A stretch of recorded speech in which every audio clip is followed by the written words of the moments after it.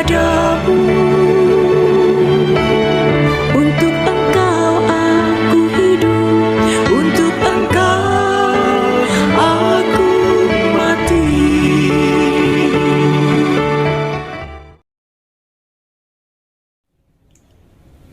Salam sahabat doa kekuatanku, jumpa lagi dengan kami di Doa Kekuatanku Channel.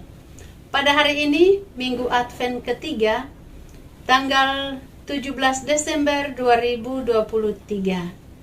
Sapaan Sabda Tuhan yang akan kita dengarkan diambil dari Injil Yohanes, bab 1 ayat 6 sampai dengan 8, dilanjutkan ayat 19 sampai dengan 28. Doa kita akan dipimpin oleh Suster Maria Alfonsin PRR, dan renungannya bersama dengan saya, Suster Maria Sifra PRR. Mari Bapak Ibu para sahabatku yang terkasih, kita mengawali hari ini dengan mengundang kehadiran Roh Kudus dalam lagu Veni Creator.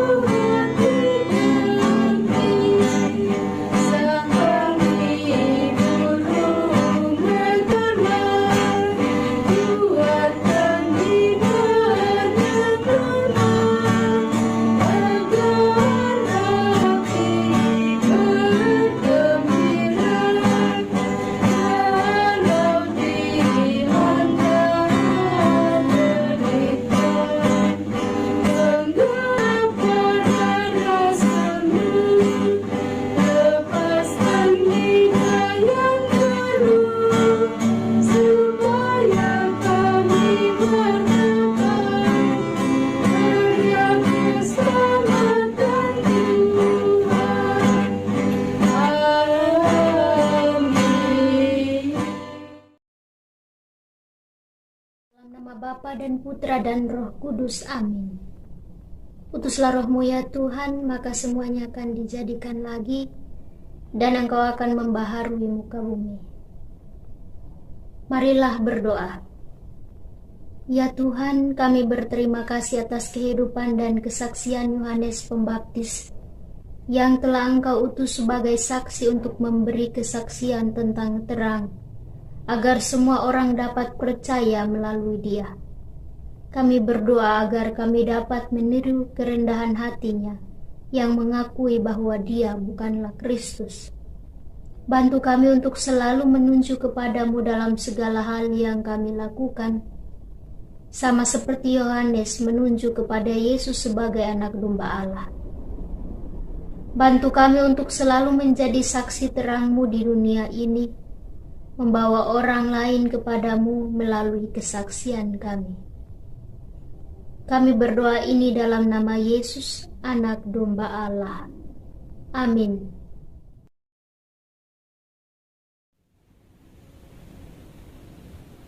Kita mendengarkan sabda Tuhan dari Injil Yohanes bab 1 ayat 6 sampai dengan 8, dilanjutkan ayat 19 sampai dengan 28. Datanglah seorang yang diutus Allah, namanya Yohanes. Ia datang sebagai saksi untuk memberi kesaksian tentang terang itu, supaya oleh Dia semua orang menjadi percaya. Ia bukan terang itu, tetapi ia harus memberi kesaksian tentang terang itu. Dan inilah kesaksian Yohanes ketika orang Yahudi dari Yerusalem mengutus beberapa imam dan orang-orang Lewi kepadanya untuk menanyakan dia, "Siapakah engkau?"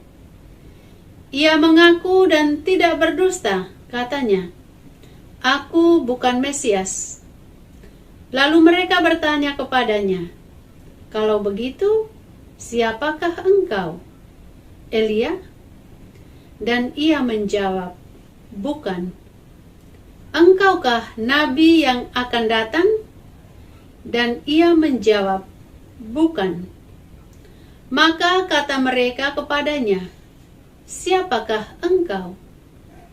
Sebab kami harus memberi jawab kepada mereka yang mengutus kami. "Apakah katamu tentang dirimu sendiri?" Jawabnya, "Akulah suara orang yang berseru-seru di padang gurun, luruskanlah jalan Tuhan," seperti yang telah dikatakan Nabi Yesaya. Dan di antara orang-orang yang diutus itu, ada beberapa orang Farisi.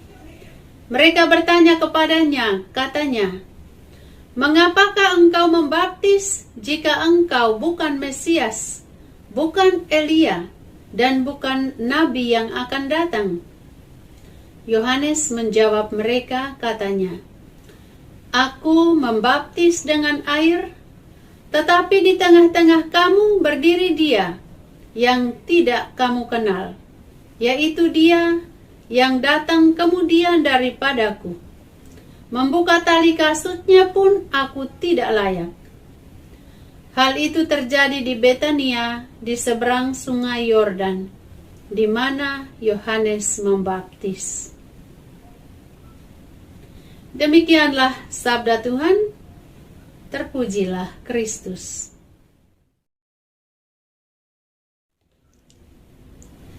Bapak Ibu, para sahabatku yang terkasih, selamat memasuki Minggu Advent ketiga. Hari ini kita mendengar tentang sosok yang disebutkan oleh Yohanes Pembaptis, seorang utusan Tuhan. Yohanes bersaksi tentang dirinya bahwa ia bukanlah terang itu, tetapi ia datang untuk menjadi saksi terang yang sejati, yang akan menerangi setiap orang. Dia bukanlah sang terang, tetapi datang untuk memberi kesaksian tentang terang yang akan datang, yaitu Yesus Kristus. Mengapa orang-orang dari Yerusalem mengirim imam-imam dan orang-orang Lewi untuk menanyakan kepada Yohanes? Karena mereka ingin tahu siapakah Yohanes dan apa perannya.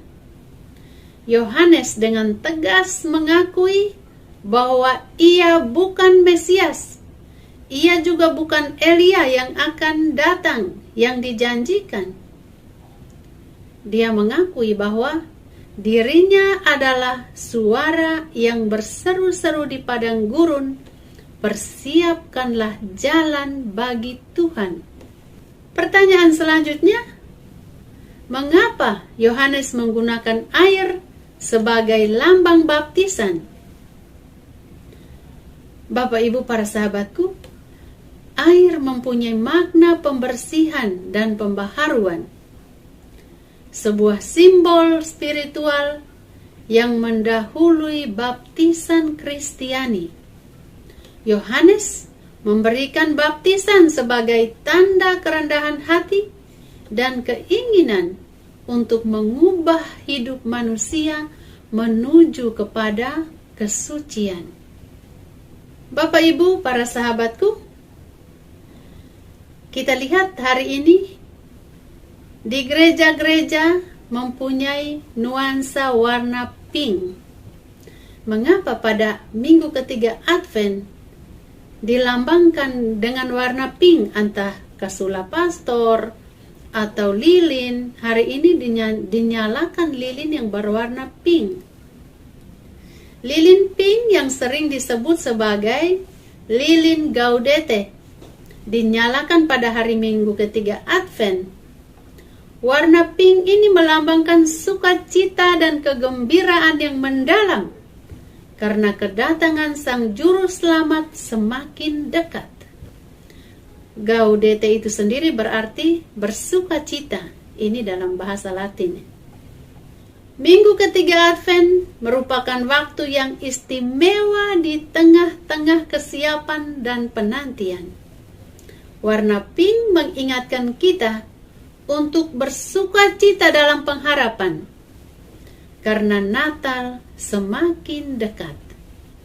Lilin pink ini juga memberikan kita dorongan untuk merayakan sukacita dalam Kristus, meskipun kita masih berada dalam masa penantian.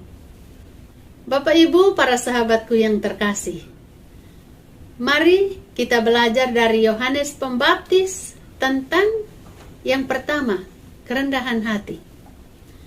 Yohanes Pembaptis adalah contoh kerendahan hati. Dalam kehidupan sehari-hari, kita diingatkan untuk tidak mencari pujian atau mengakui diri kita sendiri sebagai orang yang hebat dan hal-hal yang membanggakan diri, melainkan dengan rendah hati memberi kesaksian tentang kebenaran dan kebaikan Tuhan. Ketika kita hidup dalam kerendahan hati, kita dapat menjadi saluran berkat bagi orang lain yang kita jumpai dan yang ada di sekitar kita. Hal yang kedua yang perlu kita belajar dari Yohanes adalah tentang mempersiapkan jalan bagi Tuhan. Seperti Yohanes yang datang mempersiapkan jalan bagi kedatangan Kristus, kita juga diminta untuk mempersiapkan hati kita, bersikap rendah hati, bertobat, dan membersihkan hati kita dari hal-hal yang menghalangi kita untuk lebih dekat dengan Tuhan. Ini memungkinkan kita menjadi lebih peka terhadap kehadiran Allah, kehadiran Tuhan yang ada di dalam setiap peristiwa dan pengalaman hidup harian kita. Hal ketiga yang perlu kita belajar dari Yohanes adalah tidak bersikap sombong atau mengklaim diri kita sendiri. Kita ingat saat ditanya siapakah engkau, Yohanes dengan tegas menolak untuk mengklaim dirinya bahwa ia adalah Mesias ataupun Elia. Kita pun seharusnya demikian. Dalam kehidupan sehari-hari, kita diajarkan untuk tidak bersikap sombong atau terlalu membanggakan diri, terlalu meninggikan diri sendiri. Tetapi sebaliknya, kita dapat mengakui kehadiran Tuhan dalam diri kita, kehadiran Tuhan dalam hidup kita, dan berbagi kasih dengan siapapun yang membutuhkan hati dan kasih dan kebaikan kita. Hal keempat yang perlu kita belajar dari Yohanes Pembaptis adalah kesediaan melayani. Yohanes bersedia melayani sebagai suara yang berseru-seru di padang gurun, mempersiapkan jalan bagi Tuhan. Begitu juga dengan kita. Dalam kehidupan sehari-hari, kita diingatkan untuk memiliki sikap siap sedia melayani sesama. Tuhan telah hadir dalam diri sesama, dalam diri orang-orang yang membutuhkan kasih dan pelayanan kita. Pelayanan tanpa pamrih menjadi cermin kasih Kristus dalam tindakan kita sehari-hari. Pesan Tuhan ini penting bagi kita untuk kita wujudkan dalam kehidupan kita sehari-hari. Bapak Ibu para sahabatku yang terkasih, semoga renungan ini membantu kita untuk lebih mendalam dalam pengharapan, dalam sukacita, dan dalam kesediaan hati menyambut kedatangan Yesus Kristus, Sang Juru Selamat kita, Sang Terang Dunia. Semoga damai Kristus senantiasa beserta kita. Tuhan Yesus memberkati.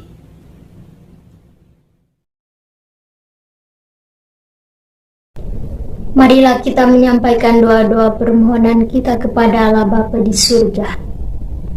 Ya Tuhan, kami memohon kebijaksanaan dan petunjuk dari-Mu dalam setiap keputusan yang kami buat.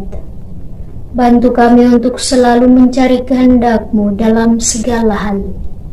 Marilah kita mohon, kabulkanlah doa kami ya Tuhan. Kami memohon perlindungan dan keselamatan bagi keluarga dan teman-teman kami. Jaga mereka dari segala bahaya dan berikan mereka kesehatan dan kebahagiaan. Marilah kita mohon, kabulkanlah doa kami ya Tuhan. Kami memohon kekuatan dan ketabahan dalam menghadapi tantangan dan kesulitan yang mungkin kami hadapi. Bantu kami untuk selalu percaya bahwa Engkau ada bersama kami.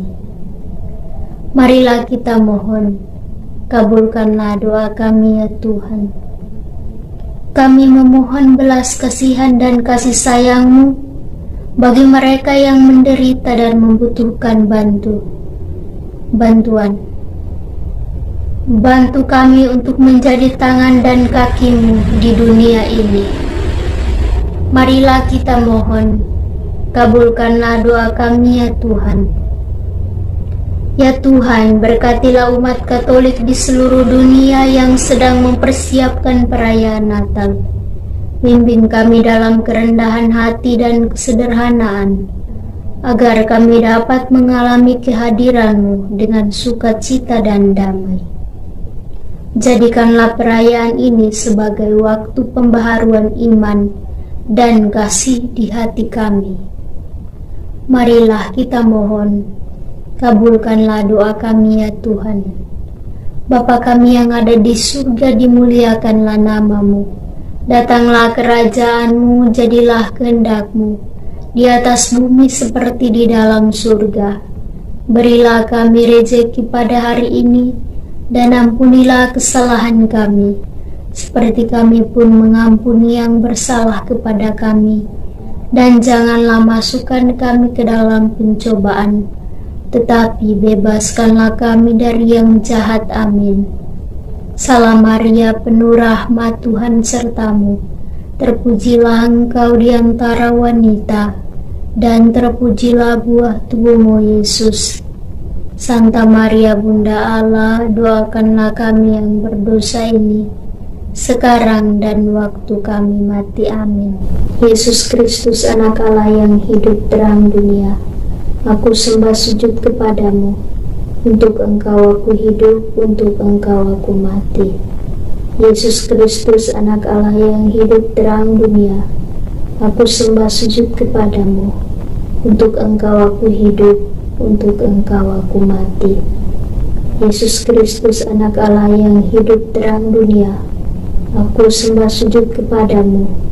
Untuk Engkau aku hidup, untuk Engkau aku mati. Santa Maria Reina Rosari, doakanlah kami. Santo Yosef, doakanlah kami. Santo Gabriel, doakanlah kami. Santo dan Santa pelindung kami masing-masing, doakanlah kami. Terpujilah nama Yesus sampai selama-lamanya. Amin. Bapak Ibu, para sahabat yang terkasih, mari kita menundukkan kepala untuk memohon berkat penutup melalui tangan imam.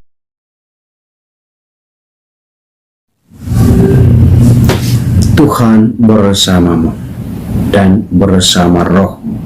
Semoga kita sekalian senantiasa dilindungi, dibimbing dan diberkati oleh Allah yang Maha Kuasa, Bapa dan Putra dan Roh Kudus. Amin.